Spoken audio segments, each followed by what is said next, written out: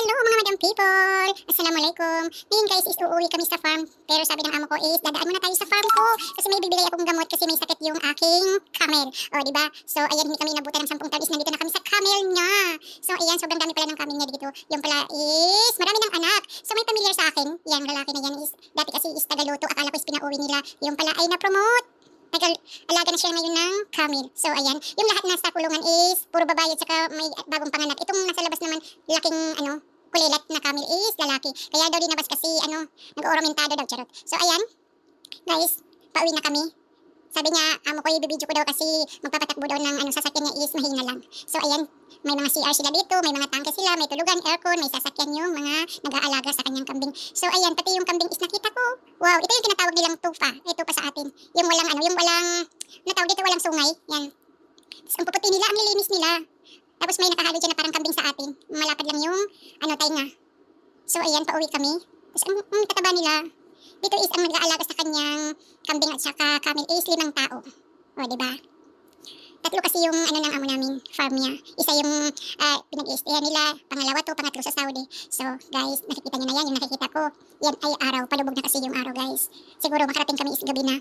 Pero, di ko alam guys, kapag nakikita ko yung araw na yan na palubog at saka yung desierto na malawak, sabay tulo ng luha ko. Kasi, hindi ko talaga mapigilan tulo yung luha ko kasi sobrang mamimiss ko yung mga anak ko, yung mga apo ko, pamilya ko, nanay ko. Di ko alam, basta yun na yun.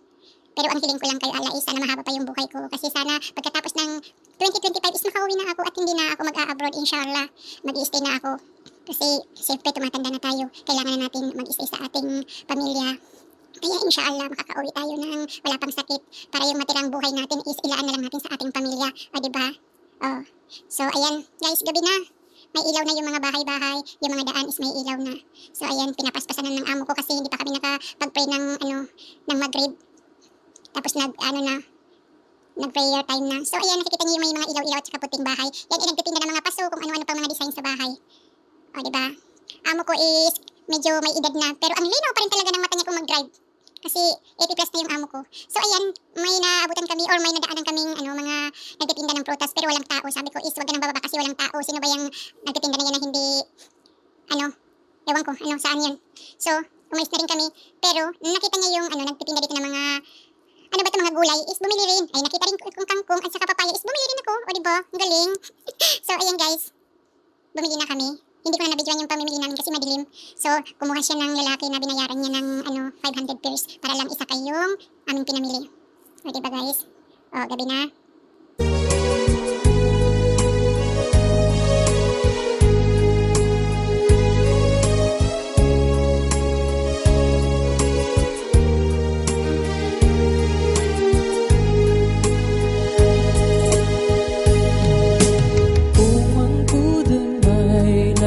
Sigay nusun